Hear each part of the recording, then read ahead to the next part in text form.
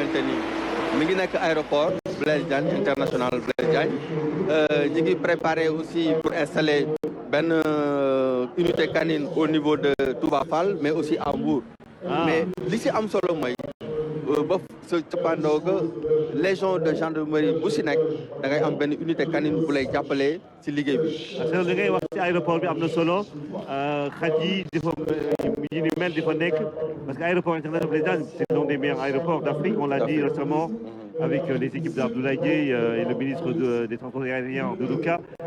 Mais ñii dem naa foofu ak waa douane ànd ak gendarmerie ci mbirum fret bi waaye gis naa xaj yi seen liggéey lu ñuy def. C'est extrêmement important. C'est également bien de souligner que ces chiens sont transportés dans des véhicules spéciaux dotés d'équipements de couchage, de groupes électrogènes, mais aussi d'une réserve d'eau de 200 litres pouvant assurer une autonomie opérationnelle de 6 jours à l'extérieur de leur base. Donc mën nañu génn fi ñu nekk dem liggéey am fa lu mat juróom-benni fan di def seen liggéey sans avec une autonomie opérationnelle.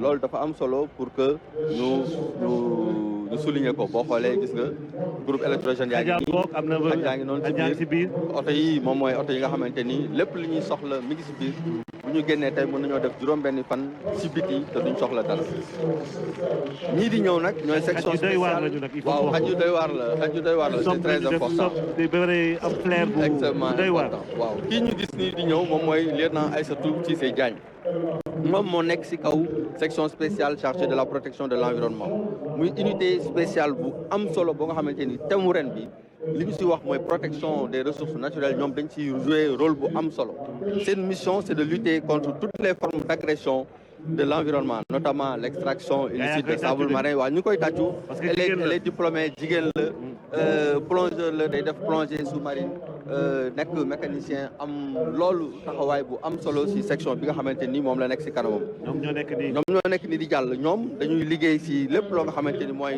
pollution marine ou terrestre pollution atmosphérique pêche à l'explosif boo xoolee aujourd'hui lépp loo nga xamante ni day dugg ci géej gi waaw actuellement nii il défile avec des vedettes d'intervention rapide de 300 et 600 chevaux qui sont longues de 7 et de 9 mètres pour l'action en fluvio-maritime, mais aussi en milieu fluvio-maritime, mais aussi la section dispose d'une équipe NRBC. boo xoolee mooy ñi nga xamante ni ñoom ñooy intervenir ci lépp luy produit chimique produit NRBC composé de personnel chimiste, de physiciens aussi, qui interviennent particulièrement dans des zones contaminées ou présentant des risques ou menaces NRBC à l'image des sites clandestins d'orpaillage traditionnel.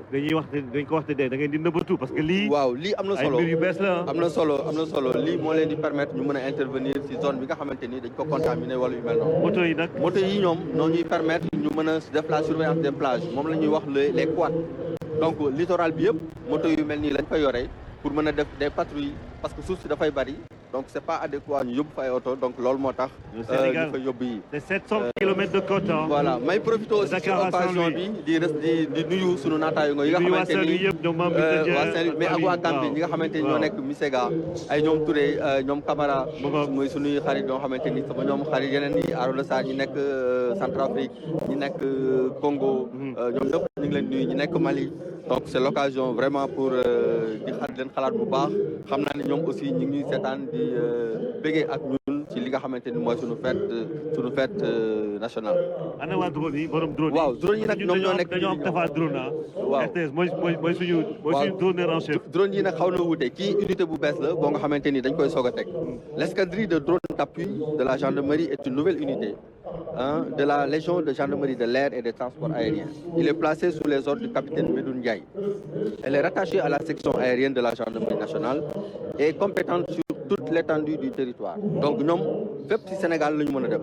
L'escadrille est composée d'une section technique et d'une section opérationnelle composée de personnel navigant, d'électroniciens, d'informaticiens, de transmetteurs, mais aussi de télépilotes.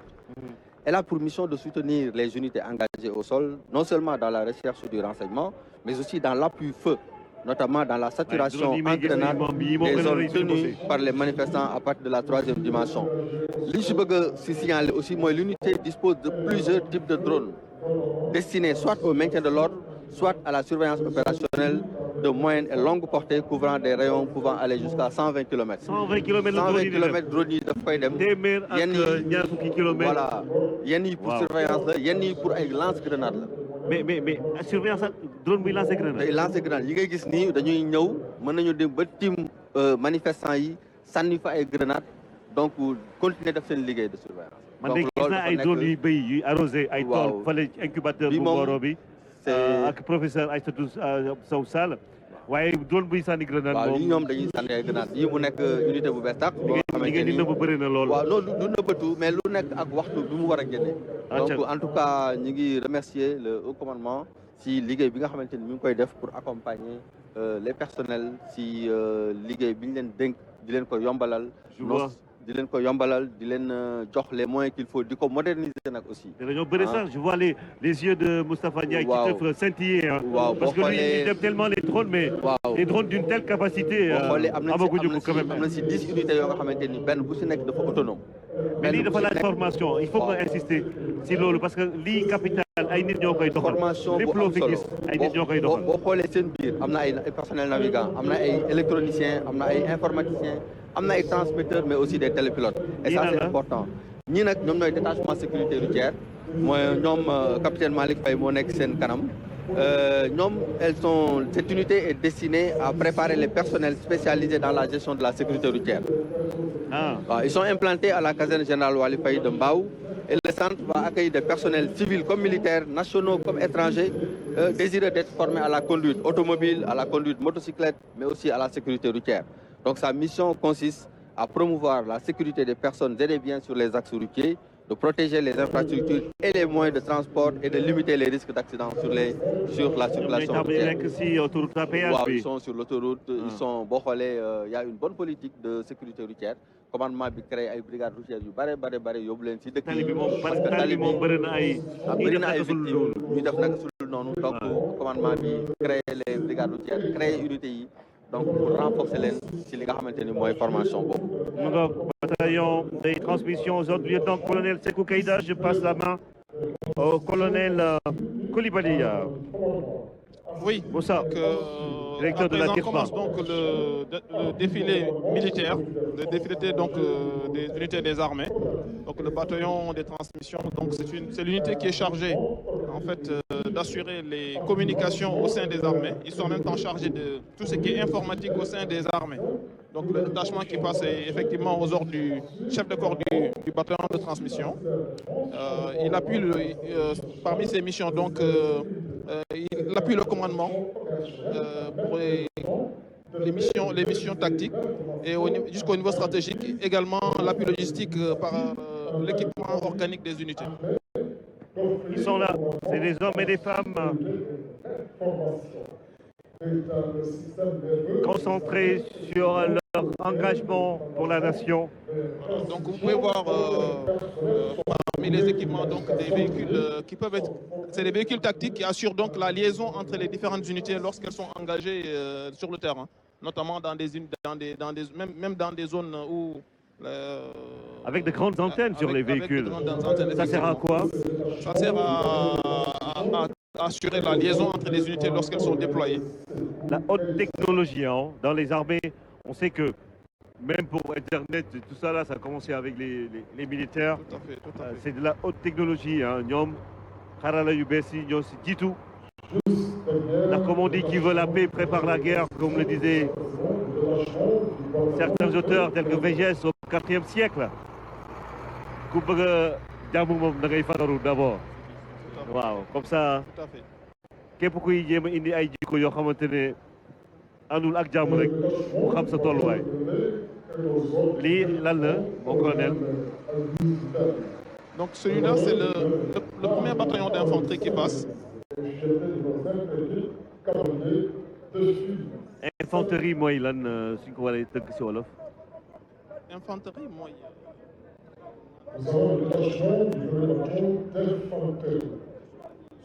dañuy liggéey.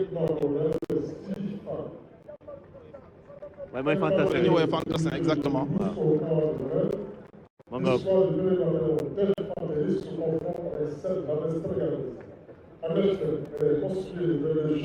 ñoom la et puis ñoom ñooy kon ne di défilé nii mais posture bi waa ji di am militaire bi nii. Bon, ki nekk ci kanam nii. waaw moom mooy chef de corps bi donc fi na nii il est au garde-à-vous. C'est comme ça on défile en véhicule. Donc il a déjà salué et donc il garde donc son allure martiale, sa position martiale jusqu'à ce qu'il dépasse la tribune officielle. Voilà, donc juste derrière lui donc il y a le drapeau, il y a le drapeau, la garde au drapeau du bataillon. Donc chaque bataillon a un drapeau. ñoom ay foulard yu bleu la ñu takk lu ko waral. Voilà, donc le bataillon est commandé par le lieutenant-colonel Sidi Fall. ñoom ay foulard yu bleu la ñu takk lan moo ko waral. Donc en fait ça peut être bleu, ça peut être une autre couleur, donc ça dépend. Donc ça fait partie de la tenue de parade. et ay chars de combat la waralal. Non, c'est pas des chars de combat. gis naa jigéen bu yore arme bu ngand la. Oui, est-ce que attan na ko. c'est une 12-7, c'est une mitrailleuse 12-7 qui est donc qui permet donc de délivrer des tirs à partir du véhicule. Donc c'est une arme donc qui est